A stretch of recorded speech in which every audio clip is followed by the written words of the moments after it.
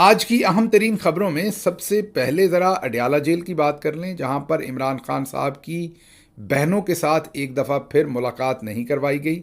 उसके बाद कश्मीर के अंदर इस वक्त बहुत ही बड़ी साजिश रचाई जा रही है। तकरीबन एक नया 9 मई करने की कोशिश की जा रही है। कश्मीर के अंदर कौम के साथ नया धोखा किया जा रहा है। कत्लो गारत करने का पूरा प्रोग्राम बनाया हुआ है। उस पर बात करना बहुत ही ज़रूरी है। अडयाला जेल में एक दफ़ा फिर मंगल का दिन था कल। नौरीन ख़ान नियाज़ी साहबा, जो इमरान खान की बहन है, वो वक्त से पहले वहाँ पहुँची, इंतज़ार करती रहीं, लेकिन इमरान खान की बहनों की एक दफ़ा फिर इमरान खान से मुलाकात नहीं करवाई गई। ये याद रहे कि इस्लामाबाद हाई कोर्ट के इस पर वाज़े अहकामात हैं कि हर हफ्ते मंगल वाले दिन इमरान खान के ख़ानदान से उनकी मुलाकात करवाई जाए। तो नौरीन ख़ान नियाज़ी साहबा पहुँची और उन्होंने वक्त से पहले पहुंचकर इत्तला भी दी जेल हुकाम को, लेकिन एक बार फिर उनकी मुलाकात नहीं करवाई गई। यहाँ ये भी याद रहे कि अब से चंद हफ्ते पहले ये कहा जाता रहा कि अकेले अगर नौरीन ख़ान नियाज़ी साहबा मुलाकात करना चाहें तो उनकी मुलाकात करवाई जा सकती है, लेकिन उनकी भी मुलाकात नहीं करवाई गई। बहरहाल उन्होंने वहाँ पर बातचीत करते हुए ये कहा कि नो मैटर ये कितनी देर तक मुलाकात ना करवाएं, हम यहाँ बहनें आती रहेंगी, वो यहाँ मौजूद रहेंगी और जो अदालत के अहकामात हैं उन अदालती अहकामात के मुताबिक वो जेल के सामने आके बैठेंगी और अपनी मुलाकात करने की कोशिश जारी रखेंगी। तो ये तो इमरान खान साहब के फ्रंट से हमें जो अडयाला जेल के सामने से खबर है वो आपके सामने रखी। अब ज़रा कश्मीर की सूरत हाल के ऊपर हम बात कर लें, क्योंकि वहाँ पर एक बहुत बड़ी साजिश जो है वो रचाई जा रही है। अच्छा, कई दफ़ा आप मुझसे ये कहते हैं कि गिल साहब आप दूसरी खबरें कवर करते हैं, इमरान खान साहब के बारे में खबर ज़रूर कवर किया करें। ये ज़हन में रखिएगा कि अभी ये जो कश्मीर में होने लगा है ये भी इमरान खान की खबर है, जो बलूचिस्तान में हो रहा है वो भी इमरान खान की खबर है, जो खैबर पख्तूनख्वा में टांक में हुआ है वो भी इमरान खान की खबर है। ये सब कुछ जो इस वक्त हमारे मिलिट्री जर्नल्स कर रहे हैं और जो जुल्म कौम के ऊपर इन्होंने थोपा हुआ है वो सब इमरान खान की खबरें हैं। इमरान खान अगर जेल से बाहर होते तो इन तमाम चीज़ों के ऊपर बात ज़रूर करते। मेरे पास जब इमरान खान की खबर होती है तो वो सबसे पहले आपके सामने रखते हैं, लेकिन झूठी खबर बना के आपके सामने नहीं रख सकता। वो जो झूठी खबरें हैं, अंदर मुलाकात हो रही है, मुज़ाकरात हो रहे हैं, बातचीत चल रही है, बस अभी कुछ होने वाला है तो तभी कुछ होने वाला है, वो खबरें मैं बना के आपके सामने नहीं रख सकता। सिर्फ इसलिए कि आप सब इमरान खान के बारे में सुनना चाहते हैं, आप उनकी खबर सुनना चाहते हैं, आप उनकी खैरियत सुनना चाहते हैं, तो मैं झूठी उम्मीद और झूठी खबर बना के आपको सिर्फ सुनाने के लिए पेश नहीं कर सकता। जब खबर होती है आपके सामने रखते हैं, लेकिन मैं ज़ाती हैसियत में ये समझता हूँ कि ये जो तमाम अहम खबरें पाकिस्तान के बारे में हैं ये इमरान खान की ही खबरें हैं, क्योंकि अगर वो इस वक्त जेल से बाहर होते तो वो खुलकर कश्मीरियों के हकूक़ के लिए बात करते। क्योंकि वो बात नहीं कर पा रहे तो मुझे और भी ज़्यादा ज़ोरदार आवाज़ के साथ ये सच आपके सामने रखना है, ताकि उनकी कमी तो पूरी नहीं की जा सकती लेकिन कुछ ना कुछ हिस्सा डाला जा सके जो उन्होंने करना था। इसलिए जब पाकिस्तान के अंदर तूलो अर्ज़ में कहीं भी किसी गरीब के साथ जुल्म होता है तो वो इमरान खान की खबर है। जब कहीं पर भी हमारे मिलिट्री जनरल्स दो नंबरी करते हैं, पाकिस्तानी कौम को बेवकूफ़ बनाते हैं, आपको टोपी पहनाते हैं, तो वो इमरान खान की खबर है। क्योंकि अगर इमरान खान बाहर होते तो वो जुस्तजू करते, आवाज़ उठाते और सच आपके सामने रखते कि कौम के साथ क्या हो रहा है। इसलिए जब हम एडिटोरियल अपनी जजमेंट इस्तेमाल करते हैं ख़बरों को रैंक करने में, तो यकीन कीजिए इस चीज़ को बिल्कुल मैं जहन में रखता हूँ कि अगर इमरान खान जेल से बाहर होते तो कौन सा मुद्दा है जिसके ऊपर वो ज़रूर बात करना चाहते। हम कोशिश करते हैं कि उस मुद्दे को हम कभी भी नज़रअंदाज ना करें। तो कश्मीर का मामला, सबसे पहले तो एक वीडियो जारी की गई CCTV की, जिसमें दिखाया गया कि लोगों ने अपने चेहरे कवर कर रखे हैं और उनके पास ख़तरनाक हथियार हैं। बहुत ही आतशी किस्म के असलहे से वो लेस है और वो फायरिंग भी कर रहे हैं। मतलब मुकम्मल तौर पर ऐसे दिखाया गया जैसे नॉन स्टेट एक्टर, जैसे दहशतगर्द किस्म के लोग जो हैं वो वहाँ पर असलहे से लेस फिर रहे हैं और वो ज़ाहिर है फायरिंग भी कर रहे हैं। उसके साथ ही खबरें आईं कि कश्मीर में मुख्तलिफ जगहों पर झड़पों में कहीं पर एक शहीद हो गया और कहीं पर 2 शहीद हो गए। अब जहन में रखिए कि ये जो CCTV फुटेज है ये बिल्कुल वैसे ही है जैसे 9 मई के अंदर जो कुछ हमारे मिलिट्री जर्नल्स ने अपनी ही कौम के ख़िलाफ़ एक कू किया था, अपनी ही कौम पर हमला किया था, अपनी ही कौम को बेवकूफ़ बनाया था। मेरे ख्याल में तो मुल्क की सलामती के साथ खेला गया था उस दिन। मेरे ख्याल में अपनी ही फौज के कुछ हिस्से ने पाकिस्तान के ऊपर हमला कर दिया था 9 मई को, क्योंकि उसके बाद 13,000 पाकिस्तानियों को कम से कम जेलों में डाला गया। एक पाकिस्तान की सबसे बड़ी पॉलिटिकल पार्टी को टारगेट किया गया।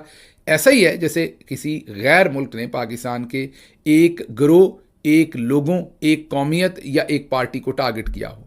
हरगिज़ भी पाकिस्तान की अपनी फौज ये नहीं कर सकती। किया तो है लेकिन कर नहीं सकती कानूनी तौर पर, क्योंकि करेंगे तो आर्टिकल 6 लगता है। ये गद्दारी के मुर्तकब हो रहे हैं, मुल्क दुश्मनी के मुर्तकब हो रहे हैं। 9 मई को ये सब कुछ किया गया और अब हमें खदशा ये है कि ये जो वीडियो CCTV जारी की गई है, इसके बाद कहीं कश्मीरियों का भी वही हशर ना किया जाए।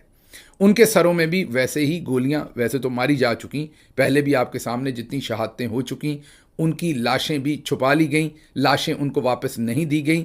उसके बावजूद हमें ये खदशा है कि कहीं इससे भी बड़ा ऑपरेशन अब ना किया जाए। उसके बाद ये फुटेज आने के बाद एक बहुत सस्ती किस्म का, जी हाँ, आजकल बहुत सस्ते स्क्रिप्ट आ रहे हैं। पहले हमने पंजाब की पुलिस रहीम यार खान से एक ऐसा ही सस्ता स्क्रिप्ट देखा कल परसों। पुलिस एक गाड़ी को रोक रही है, पकड़ रही है, कह रही है आपने ये गाड़ी चोरी की है। फिर हमने सिंध पुलिस का ऐसा ही एक सस्ता स्क्रिप्ट देखा, और हमारी जो मसल्ला अफवाज के DG ISPR का ऑफिस है, उनके ऐसे स्क्रिप्ट तो हम पहले भी देखते ही रहे हैं। याद कीजिए जब एक ही जगह पर खड़े होकर कुछ लोग जो हैं वो रावलपिंडी में इंटरव्यू देते हैं और फिर मरी में देते हैं। पीछे लाइट एक ही होती है, दरवाज़ा एक ही होता है, लेकिन टेलीविज़न पर एक जगह पर रावलपिंडी लिखा होता है कि ये रावलपिंडी से हमने शहरी का इंटरव्यू किया है, और अगली जगह पर मरी लिखा होता है, लेकिन पीछे वही मंजर होता है। तो ये सस्ते किस्म के ड्रामे ISPR के दफ्तर से तो आते रहे, लेकिन अब ये एक और ड्रामा आया है। ये आपको थोड़ी सी वीडियो सुनवा दें, आपको अच्छी तरह से अंदाज़ा हो जाएगा। कश्मीरी लोकल ज़ुबान के अंदर बातचीत हो रही है, आपको अंदाज़ा हो जाएगा कि ये कितना बड़ा एक फरसूदा किस्म का ड्रामा है। ये बेचारे सस्ते किस्म के अदाकार हैं जिनको ये इंतहा पसंद बनाकर दिखा रहे हैं उनकी तरह। एक तो शख्स जो बोल रहा है उसको छोड़ दीजिए, उसको तो सुनिए ही सुनिए, जो उसके पीछे खड़े हैं, स्पेशली जो सफ़ेद कपड़ों में मलबूस शख्स जिसने सफ़ेद कलर की शर्ट पहन रखी है, उस बेचारे के चेहरे के तासुरात देखिएगा। या तो कहीं से नशा करने वाले लोग पकड़ लिए हैं, या कोई और लोग पकड़ लिए, उन्हें पैसे दिए या डराया है और उन्हें कहा है कि आप ये वीडियो बना दें। ये ज़रा सुनिए किस तरीके की प्रोडक्शन कश्मीर से हमारे चौधरी साहब हमारे सामने रख रहे हैं। ख्वाजा सोहेल मुश्ताक मारा नाम है, जम्मू कश्मीर लिबरेशन फ्रंट तहसील डडियाल में सदर हाँ। तो असां पुराने जो मुकदमा सी 9 मई ना, जिसने SDM फैसल मुगल साहब उन्होंने तशद्दुद होया सी 9 मई की 2024 की, उसने भी असां गिरफ्तार होया। नईम है, नईम नी ड्यूटी इस दफा रवलकोट भी असां गए। नईम रवलकोट तू वापस भेजा सी नाजम इसकी, ये असला प्रोवाइड कराया, उत्थे असला किन्ने दा आया सी, ये जहीर है इसकी सारा को पता है कि उत्थे मीटिंग कड़ी जगह होनी, उत्थे असला कड़े कड़े बंदे को है। ये ख्वाजा मेहरान ना करीबी उन्होंने डेरे पर काम भी करना है, उन्होंने करीबी साथी भी है। तो ये इदरीस है तो वह अमाद है, उन्होंने काम सी कि जी पिछा इतने एहतजाज वगैरह होने, उन्होंने पर जोड़ा है ना उन्होंने जो रैकिंग करना और इतना रिपोर्ट पहुँचाना कि भाई इतना क्या क्या हो रहा, पुलिस कितनी है। असा जो माफ़ी भी मंगने, तोबा करने कि आइंदाबाद जो ना असा ये जो कुछ जुलूस शामिल ना होने लगे। सुन लिया आपने। इससे आपको अंदाज़ा हो रहा होगा कि वहाँ पर कितनी सस्ती किस्म की अब ये टिकटॉक और वीडियोस बन रही हैं। ये मसला नहीं हमारा, ये मस्खरापन, ये सर्कस आप करते रहें, मसला नहीं। इसके बाद जो ये करते हैं, ये प्रोडक्शन जब तैयार कर ली जाती हैं तो उसके बाद कत्लो गारत शुरू की जाती है, वो हमारा मसला है। हमें लगता है कि अब कश्मीर के अंदर भी ये कहीं कत्लो गारत ना करें, क्योंकि अब अगले आज या कल में आपको पता है कि लॉन्ग मार्च शुरू हो रहा है, जिसके लिए हज़ारों लोग बल्कि लाखों लोगों के निकलने का चांस है, और उसको दबाने के लिए कुछ भी करेंगे। आगे सुनिएगा।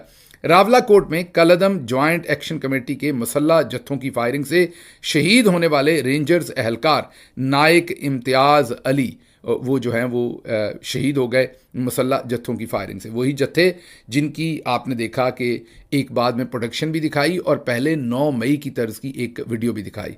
तो मामलात जो हैं अब उनको, पहले तो शुरू में तो यही था ना कि जो शौकत मीर और दूसरे थे कि उनके घर से इंडियन करेंसी निकल आई, असलहा निकल आया। अब मामला उससे आगे बढ़ रहा है कि अब उनके लोगों के, जो उनके हैं या नहीं लेकिन दिखाया जा रहा है कि वो उनके लोग हैं, उनके हाथों में आतशी किस्म का असलहा भी पकड़ा दिया गया है, और फिर ये भी बता दिया गया है कि उनकी फायरिंग से फ़लाँ नायक साहब जो हैं वो शहीद हो गए। आगे चलते हैं। फोर्सेस ने सिविल कपड़ों में हथियार बरदार अपने बंदे जगह जगह पहुंचा दिए हैं। इनसे फायरिंग करवाकर यह तासर दिया जा रहा है कि एक्शन कमेटी के लोग हैं। एक्शन कमेटी अवाम से है और अवाम पुरअमन है, इनके पास कोई असलहा नहीं। झूठ फैलाया जा रहा है। अवाम होशियार रहें और फायरिंग करने वाले अगर सिविल कपड़ों में हैं तो इन पर नज़र रखें। एक्शन कमेटी के लोग निहत्ते और पुरअमन हैं। ये अवामी एक्शन कमेटी ने अपना एक पैगाम जारी किया है। अभी आप सुनेंगे खबरें और एक कान से दूसरे कान से हम सारे निकाल देंगे, लेकिन मैं आपको बता रहा हूं कि खुदा न खास्ता लग रहा है कि कोई बड़ा क्राइसिस जो ये वहां पर क्रिएट करने की कोशिश कर रहे हैं। आगे कश्मीर अपडेट्स एक अकाउंट है, वो कहता है कि इंतहाई अहम ज़राए से मालूम हुआ कि पाकिस्तानी फ़ौज बलूचिस्तान में मरने वाले शहीद होने वाले रेंजर्स के नौजवानों की डेड बॉडीज़ प्राइवेट एम्बुलेंस में डालकर कश्मीर में मुंतकिल कर रही है, बिलखसूस सदनोती और रावलाकोट के करीब, ताकि रात को या कल सुबह वो जब डेड बॉडियाँ जो हैं वो मीडिया के सामने लाकर बताया जाए कि एक्शन कमेटी के लोगों ने इन एहलकारों को शहीद कर दिया है। ये अब जाहिर है कि इल्ज़ाम लगाया जा रहा है, एक क्लेम किया जा रहा है। इसकी हकीकत हमें नहीं पता कि क्या वाकई ऐसे कोई जस्दे खाकी जो हैं शहीदों के बलूचिस्तान से वो मुंतकिल किए गए हैं या नहीं, ये हमारे इल्म में नहीं है। बहरहाल ये क्लेम किया जा रहा है, इसे इल्ज़ाम कह लीजिए, क्लेम कह लीजिए, लेकिन इस वक्त जो मिसट्रस्ट है उसकी सूरत हाल ऐसी है कि ऐसी किसी चीज़ को भी इग्नोर नहीं किया जा सकता। आगे बढ़ते हैं। हमें रोका जा रहा है कि धरने में ना जाएं। एक्शन कमेटी ने ऐसा क्या गलत किया है? वो तो हमारे अवाम के हक के लिए आवाज़ उठा रहे हैं। रेंजर्स कह रहे हैं जो बच्चे धरने में गए उनके बेफॉर्म नहीं माने जाएंगे।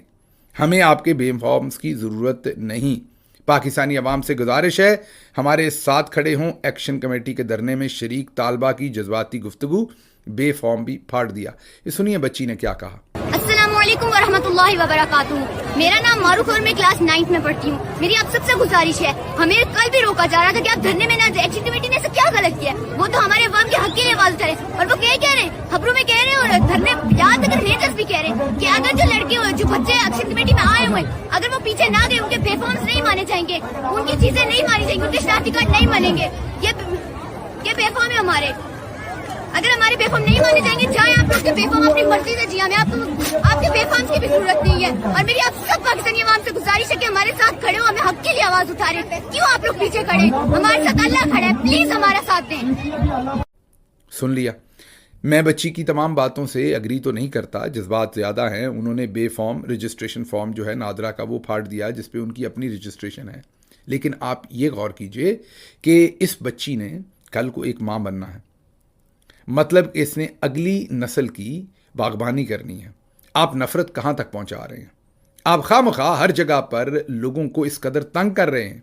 खामखा आपने ये सारा कश्मीर का जो इशू था, ये बहुत ही आम तरीके से हल होने वाला इशू था, लेकिन क्योंकि आपके वही मेजर जनरल्स हैं, आपके वही ब्रिगेडियर्स हैं, जो लाहौर में कर्नल था उसे आपने ब्रिगेडियर बना के फाइक को वहाँ भेज दिया। ऊपर मेजर जनरल फैसल नसीर वही है जो पहले बैठे हुए थे, अभी वही हैं डीजीसी। उनको वही आदत है ताकत के इस्तेमाल की जो उन्होंने तहरीक इंसाफ के खिलाफ इस्तेमाल की। वो वही हैवानियत उन्होंने कश्मीरियों के ऊपर खोल दी है और उसके अब नताइज आपके सामने हैं। इनका क्या है? मुझे एक बात बताइए, जिन्होंने पाकिस्तान तोड़ा था जनरल याया खान, वो कहाँ हैं आज? किसी को पता है? उनकी औलाद का पता है? उनके खब्बे और सज्जे जो लोग थे वो कौन थे? किसी को पता है? दाएं बाएं वाले कहीं हैं मौजूद? कोई जिम्मेदार बना, किसी को फांसी दी, किसी पर आर्टिकल 6 लगा, किसी के प्लॉट कब्जे में लिए, किसी का कुछ हमने वापस लिया? नहीं। उनका क्या है? तो इनका भी क्या होना है? इन्होंने भी कल निकल जाना है। जैसे ही हालात ख़राब हुए उन्होंने निकल जाना है। पाकिस्तान के 2 टुकड़े हो गए, इनको कोई फ़र्क नहीं पड़ा, इनको कोई सज़ा नहीं मिली। इन्होंने आज तक वो रिपोर्ट तक पब्लिक नहीं होने दी जिसमें ज़िम्मेदारों का तयन होना था। दोबारा भी खुदा न खास्ता पाकिस्तान का कोई ऐसा नुकसान हुआ, इनको क्या फ़र्क पड़ना है? इन्होंने पतली गली से निकल जाना है। इसलिए होश के नाखुन सभी को लेने चाहिए। इदारे के अंदर भी बैठे हुए, इदारे का मतलब फ़ौजी जर्नैल जो अंदर बैठे हुए हैं, उनको भी सोचना चाहिए। अगर आप सभी बिल्कुल खामोशी रखेंगे और इनको कुछ भी करने देंगे तो फिर आखिर पर आप ये नहीं कह सकते कि हमारा कोई कसूर नहीं था, हम तो इसमें शामिल नहीं थे, इसमें फ़लाँ शामिल था। आप सभी शामिल हैं जब आप मुकम्मल तौर पर इसके अंदर चुप रहकर मुकम्मल हमायत कर रहे हैं, चुप रहकर उनको मुकम्मल मदद फराहम कर रहे हैं कि वो जो भी अपना करना चाहें यहाँ पर असर और रसूख वो कर लें। अगली खबर जो है वो मोबाइल फ़ोन, जो अमेरिका में मोबाइल को मोबाइल फ़ोन भी कह दिया जाता है, जो मोबाइल फ़ोन है 60% टैक्स बहुत ज़्यादा है। पीटीए को पता नहीं किस मोबाइल पर कितना टैक्स है। Chairman PTA major general retired Hafeezur Rahman पाफीज़ कहते हैं कि मैंने खाबे शाबे खाने हैं, मैंने अपनी तनख्वाह ज़रूरत से ज़्यादा बढ़ाई है, प्लॉट श्लॉट भी मुझे मिलेंगे, बाकी काम भी मिलेंगे, लेकिन मुझे ये नहीं पता कि किस मोबाइल फ़ोन के ऊपर आपसे कितना टैक्स लिया जाता है। जाहिर है, आई अंडरस्टैंड कि टैक्स लेने का काम जो है वो एफबीआर करता है, लेकिन फिर भी मुझे इसको ऐसे ही समझिए कि जैसे एक डॉक्टर कहे कि मैं दवाई आपको लिख के दे रहा हूँ लेकिन मुझे उसकी कीमत का नहीं पता। जाहिर है डॉक्टर मेडिसिन तो नहीं बेचता, लेकिन डॉक्टर को पता होता है कि ये दवाई कितने की आती है। डॉक्टर ने प्रिस्क्राइब करनी, फार्मेसी से जाके आपने लेनी है।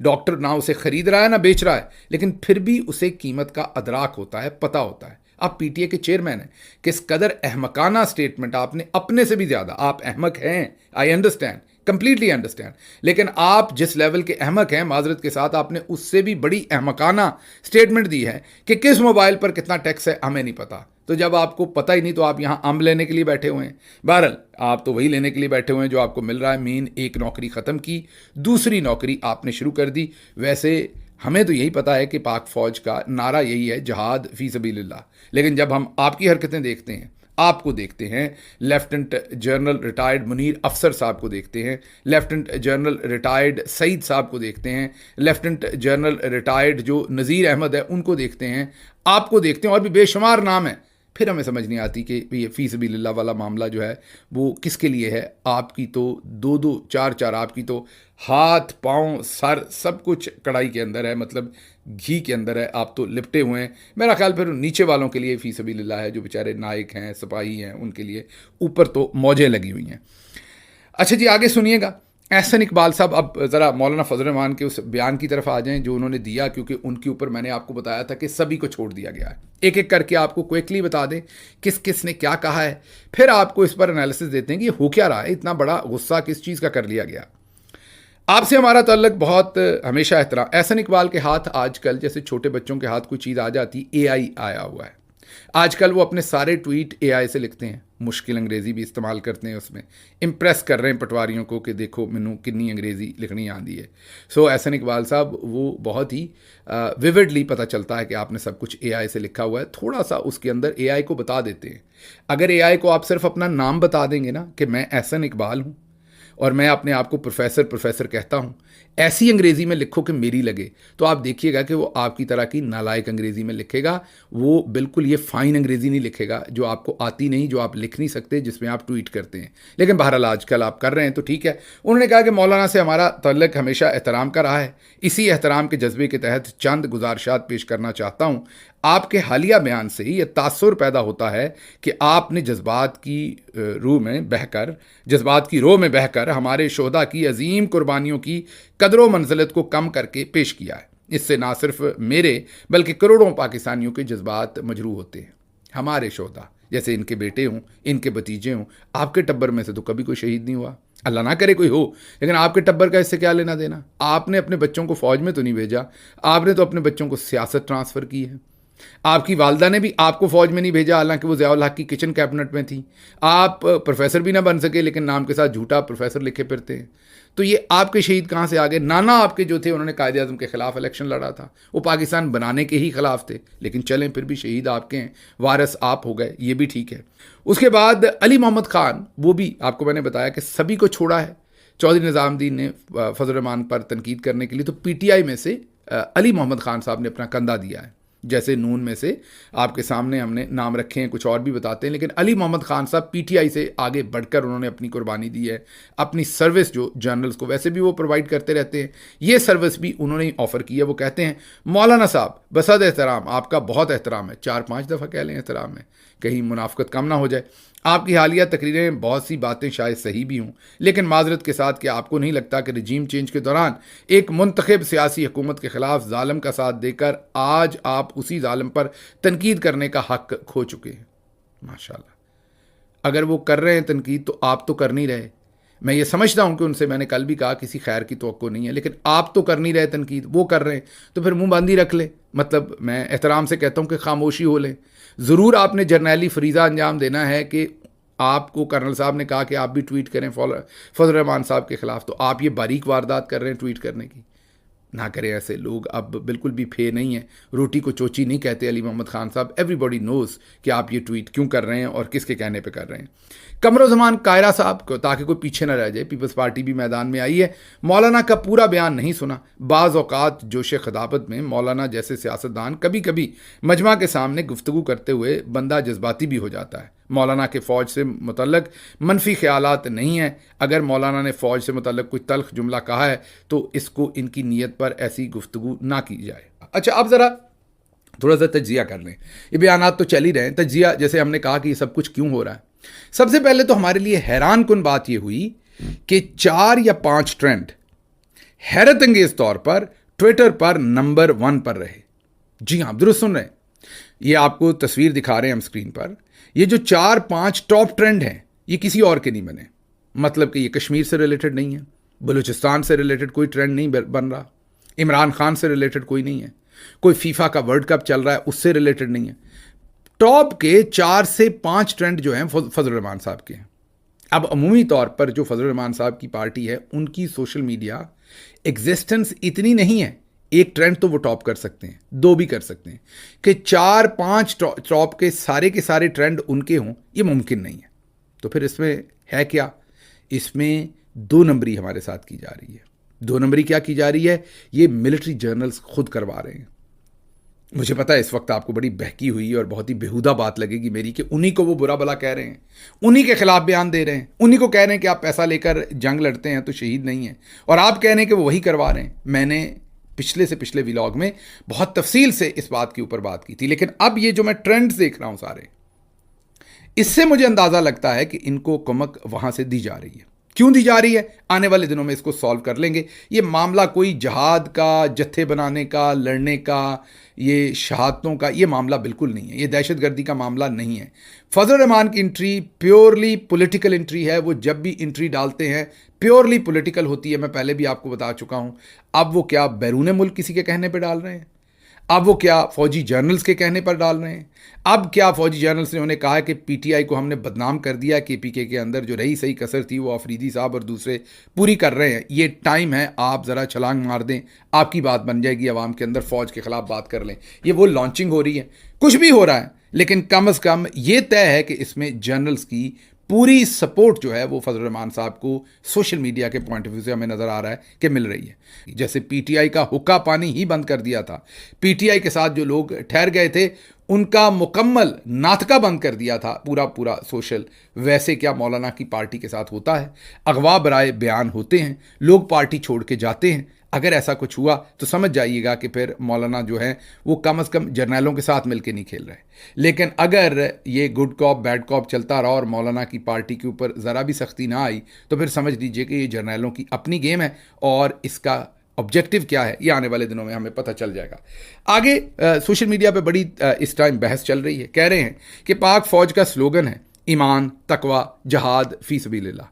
ये बड़ा इंपॉर्टेंट है, ईमान, तकवा, जिहाद फ़ी सबीलिल्लाह। वो कहते हैं कि जनरल नॉलेज के लिए हम आपको बता रहे हैं, लेकिन वो ये कहते हैं कि अगर ऐसी बात है कि फजल रहमान साहब ने कहा कि तनख्वाह आप लेते हैं और आप शहीद हो गए, इतने गुस्से की बात है, तो फिर हम ये ऐलान क्यों नहीं कर देते कि हम तनख्वाह भी नहीं लेंगे, हम प्लॉट भी नहीं लेंगे, हम मुराद भी नहीं लेंगे, हम बाद में ज़मीनें भी नहीं लेंगे, हम जजीरे भी नहीं लेंगे। तो फिर ऐलान कर दीजिए, पता लग जाएगा कितने लोग फ़ी सबीलिल्लाह वाकई जहाद करते हैं। जाहिर है सबके साथ पेट लगा हुआ है, सब अपनी ज़रूरतों के लिए नौकरी करते हैं और शहादत एक बहुत बड़ा रुतबा है, इसमें कोई शक नहीं। और वापडा के हमारे जो बेटे, आपने अक्सर देखा होगा, वो खंभों के ऊपर चढ़ के मुरम्मत कर रहे होते हैं, वो भी ड्यूटी के लिए कौम के वसीतर मफाद में अपनी जान देते हैं। उनको हम शहीद का दर्जा क्यों नहीं देते? उनको क्यों कहते हैं कि हुक्म रब्बी हो गया? उनको क्यों कहते हैं कज़ाए इलाही से ये वफात पाक? वो शहीद क्यों नहीं है?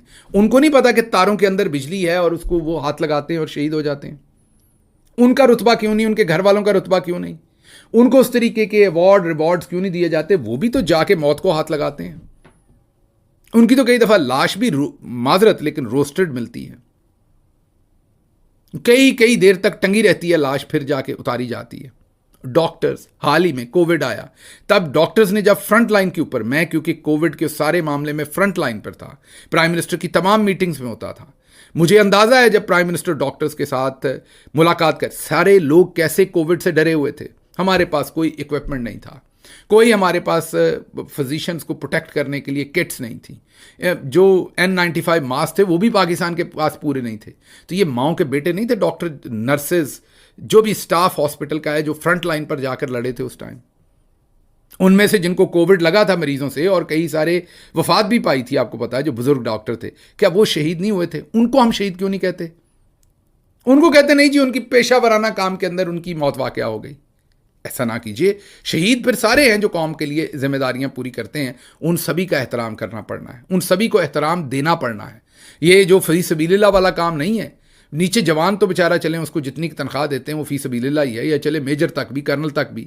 जो ऊपर फिर आपको पता है कि खाबे हैं, वो आप उसको आप फी सबीलिल्लाह, आपने नाम तो रखा हुआ है इत्तेहाद, ईमान तकवा जहाद फी सबीलिल्लाह, लेकिन सरकार ऐसा नहीं है। ये फी सबीलिल्लाह वाली बात ना करें। अपने सारे साबिक जो आर्मी चीफ हैं उनके काम देखें। बाजवा साहब के एक अकाउंट में से 11 अरब निकल आए थे, ये फी सबीलिल्लाह था। उसको थोड़ा सा ख्याल करें। बाजवा साहब का ढिड देखें, पुरानी देग जितना बड़ा उनका ढिड है, माजरत पेट है, मतलब वो फी सबीलिल्लाह इतना बड़ा पेट हो गया उनका, खा खा के हुआ कौम को।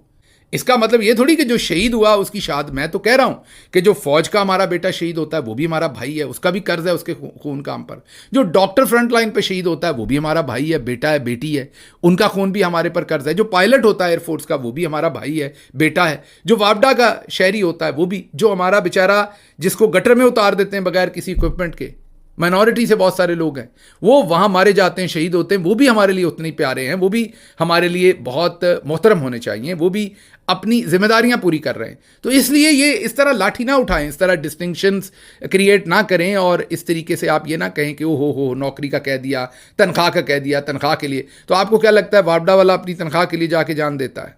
आपको क्या लगता है डॉक्टर, जब मेरे बहुत सारे अमेरिका में जानने वाले डॉक्टर्स हैं जो बताते हैं कि हमने पेशेंट का ट्रीट किया और प्रिक हो गया हमें, और उसके बाद हमें फलां बीमारी लगी या लगने का खदशा था, तो डॉक्टर तनख्वाह के लिए वो अपनी जान HIV के पेशेंट्स और पता नहीं किसे किसे ट्रीट कर रहे होते हैं, तो वो पैसों के लिए सिर्फ वो काम करते हैं। उनकी भी इबादत है, उनका भी शोबा है, वो भी जान देने के लिए, मरीज़ की जान बचाने के लिए अपनी जान दांव पे लगा देते हैं। तो एहतराम सभी का लाजम है, कोई ऊपर नहीं कोई नीचे नहीं, सभी कौम के बेटे हैं, ये हमें समझना पड़ेगा। बहरहाल ख्वाजा आसिफ, हनीफ अब्बासी, ओन चौधरी, शोएब सिद्दीकी, फ़याज़ुल हसन चौहान, ये दस्तयाब हुए हैं फ़ौजी जर्नैलों को अपना जो बयानियाँ रखने के लिए। DG ISPR खुद सामने नहीं आए, लेकिन लग ये सारा नूरा कुश्ती रहा है, मैंने आपको जो कहा है। और क्योंकि इससे बहुत ही ख़तरनाक बयानात तो नवाज़ शरीफ, मरीम नवाज़, परवेज़ रशीद, ख्वाजा आसिफ, साद रफ़ीक, अयाज सादिक और इन सब ने कहीं ज़्यादा ख़तरनाक बयानात दिए थे। तो इस पाकिस्तान को तबाह कर दिया, इस पाकिस्तान को लहूलुहान कर दिया पाकिस्तान को। नवाज शरीफ आप पाकिस्तान तुम ठीक करो, खराब करें ये फौज के जनरल और ठीक करें नवाज शरीफ आगे। जो पीस प्रोसेस है उसको अलग अलग देखे। मैं DHA के खिलाफ हूं। मैं समझता हूं कि फौज को प्लॉट नहीं बांटने चाहिए, जनरलों को प्रॉपर्टी डीलर नहीं होना चाहिए। 65 में फेक जो है विक्ट्री डिक्लेयर की, वो पूछा आपने, इन्होंने सियाचिन हारा आपने पूछा उनसे, इन्होंने कारगिल हारा आपने पूछा। पाकिस्तान आपने अपना पेट काट कर जिस फौज को मारा है, जो फौज को हेलीकॉप्टर लेके दिए हैं, जो फौज को हमने हवाई जहाज लेके दिए हैं, जो तोपें और बंदूकें लेके दी हैं, आज वही हेलीकॉप्टर, तोपें और बंदूकें पाकिस्तानियों का। आगे क्विकली खबर रख देते हैं यूके से। यूके के अंदर एक गैंग पकड़ा गया था जिन्होंने बच्चों के साथ जिनसी ज़्यादतियाँ की थीं। वो गालिबन 7 साल की उम्र में वो शख्स जो है वो यूके चला गया था। पाकिस्तान में पैदा ज़रूर हुआ, लेकिन 7 साल की उम्र में यूके शिफ्ट हो गया और वहाँ पर उसे यूके की नेशनैलिटी मिली।